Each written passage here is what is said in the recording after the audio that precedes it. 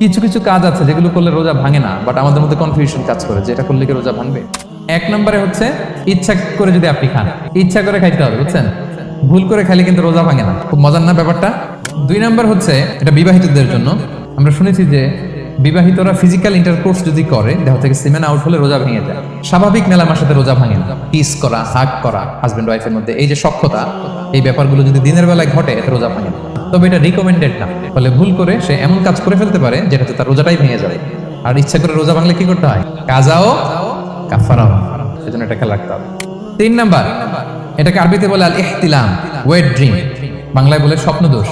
ঘুমের মধ্যে এমন কিছু দেখলেন ফলে আপনার সিমেন আউট হলো, আপনার রোজা ভাঙবে না, শুধু আপনি ঘুম থেকে উঠে ফরজ গোসলটা করে নিলেই হবে। চার নাম্বার হচ্ছে ব্লাড টেস্ট।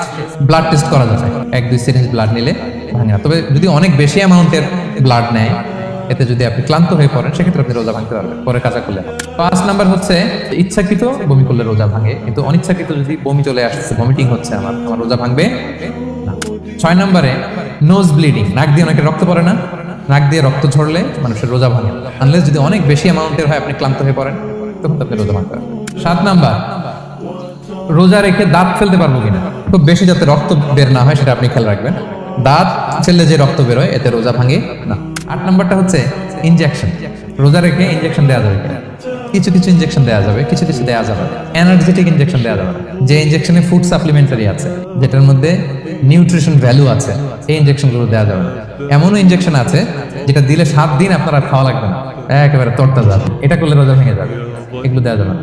কিন্তু পেইন কিলার যে ইনজেকশনগুলো আছে এটা দিতে পারবেন, অ্যান্টিবায়োটিক ইনজেকশন দিতে পারবেন, অ্যানেস্থেটিক ইনজেকশন দিতে পারবেন, এই জাতীয় মেডিকেশন ইনজেকশনগুলো দিতে পারবেন। কোভিডের যে ইনজেকশন এগুলো আপনি দিতে পারবেন, এগুলোতে রোজা ভাঙে না, কারণ এগুলোতে আপনার স্টোমাকে কিছু পৌঁছেও না, আপনাকে শক্তিবর্ধক কিছু দেহে প্রবেশও করাচ্ছে না, আপনার এনার্জিও বাড়ে। 9 নম্বরে কিছু কমন ব্যাপার আছে, এগুলো ক্লিয়ার করি। এর মধ্যে 1 নম্বর হচ্ছে টুথপেস্ট। রোজা রেখে টুথপেস্ট দিয়ে ব্রাশ করা যাবে কিনা বলেন, যাবে কি যাবে না? যাবে, কে কে হাত তুলতে দেখি। হ্যাঁ, মাত্র 1 জন, 2 জন, 3 জন, 4 জন, 5 জন, 6 জন, দল ভারী হচ্ছে আস্তে আস্তে। যাবে মাত্র 5 জন, আর যাবে না কয়জন দেখি? যাবে না? যাবে না, দল ভারী না? এই সুন্দর বলছে, যাবে, কিন্তু না করাই ভালো।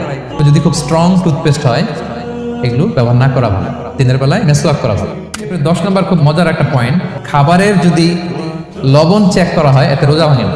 এটা রেকমেন্ডেড না। এটা কখন রেকমেন্ডেড? এটা বড় শেফদের জন্য। লেটস সে রমাদানে 1000 লোকে বিরিয়ানি করা হবে, আল্লাহর বান্দারা রোজাদাররা খাবে, এটা লবণ বেশি হলে খাইতে পারবে? পারবে না। এজন্য যিনি শেফ উনি লবণটা ট্রাই করতে পারবেন, করেই সাথে সাথে কুলি করে ফেলবেন। তাই বলে প্রতিদিন ঘরের রান্নাতে আবার এটা করতে যায় না। হাজবেন্ড ওয়াইফ টোনাটুনি একটা হইলেই হইলো, কি বলেন?